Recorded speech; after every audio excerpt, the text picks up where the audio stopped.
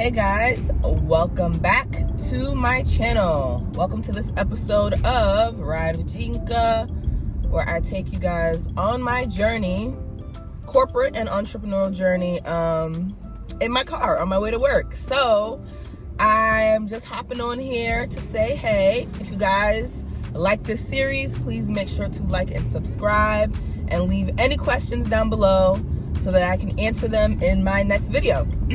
So for today's video, the topic that was on my mind was the idea of being okay with changing your mind, right? And changing your mind in your career, changing your mind in your relationships, changing your mind, with anything in life, right? I feel like at the end of the day, all of our happiness is what's important. Your happiness, my happiness, and when it comes to your career, if you realize that, you're unhappy, unmotivated, you don't look forward to going to work every day, although yes, there are stressful and mundane parts of every job, every career. If you just don't feel inspired or you don't even see the opportunity to grow in what you're doing, my message for you guys today and for myself is to not be afraid to change your mind. And, it's really simple, but it can be hard, right? Because you have pressure from friends, pressure from family, pressure from your community, pressure just coming from all aspects of your life. So, with that being said, I just want to share a few things that, have helped me in my career and my life when it comes to changing my mind. First thing first, plan, right? Like when it comes to, making a transition, a change, although I'm a firm believer that everything happens for a reason and everything will work out for your good, still make a plan. A plan is a guide that will just help you, right?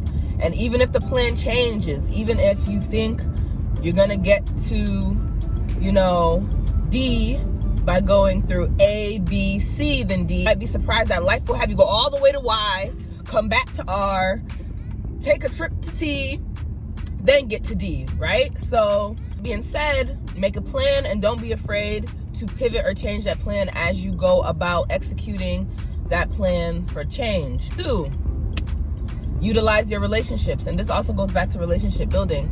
I'm a firm believer that when it comes to business, life, career, people do business with and people hire people they like, right?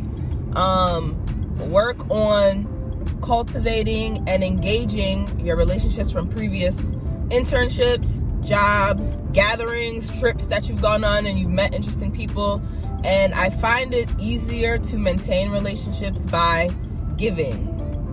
Like not only just reaching out to people when you want something, when you need something, when you need advice on something. Reach out to people to provide for them, to give to them, to just check on them, to just see how they're doing. And everyone makes excuses. Oh, I'm so busy. I got so much going on. No.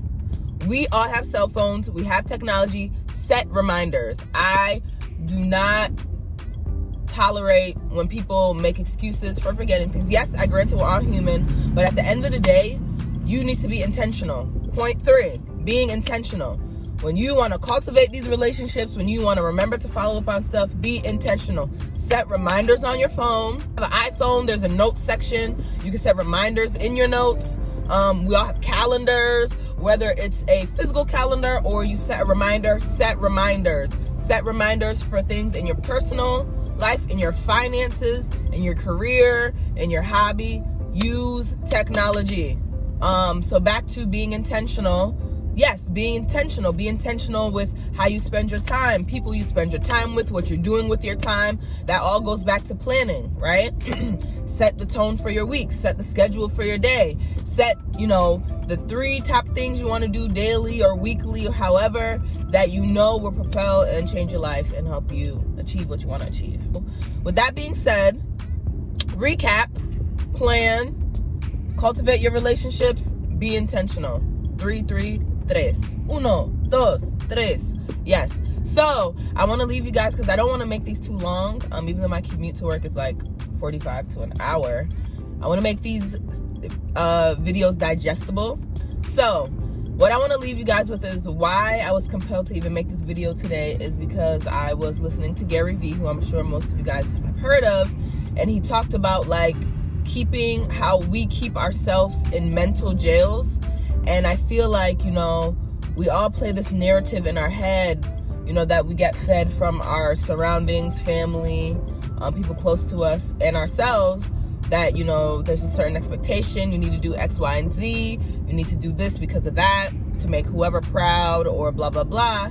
And I feel like I've personally been kind of battling with that in my career. And I will go in depth with you guys when the time is right about what I mean. But yeah, I felt like I was kind of like pushing myself to do certain things because I had to or I needed to, or it would help me accomplish X, Y, and Z. But I will say recently I got clarity on what my future, what I believe God has laid in my heart for my future. And I've decided to change my mind. Like, I've just decided to change my mind. And I just felt the moment I like actually said it out loud, I just felt a moment, like a weight lifted off my shoulders. Like, I can't even explain it. And it's crazy because no one was forcing me to do the thing I wanted to do. No one was pressuring me. Literally, it was myself. And I kept telling people, and setting this expectation that when I think about it in reality, it's not even my path. That's not my calling. And so yeah, I just want to encourage you guys to not be afraid to change your mind, create a plan, cultivate your relationships, and be intentional. So I will see you guys in the next episode of Ride with Yinka, and I hope you guys have an amazing day. See you in the next video.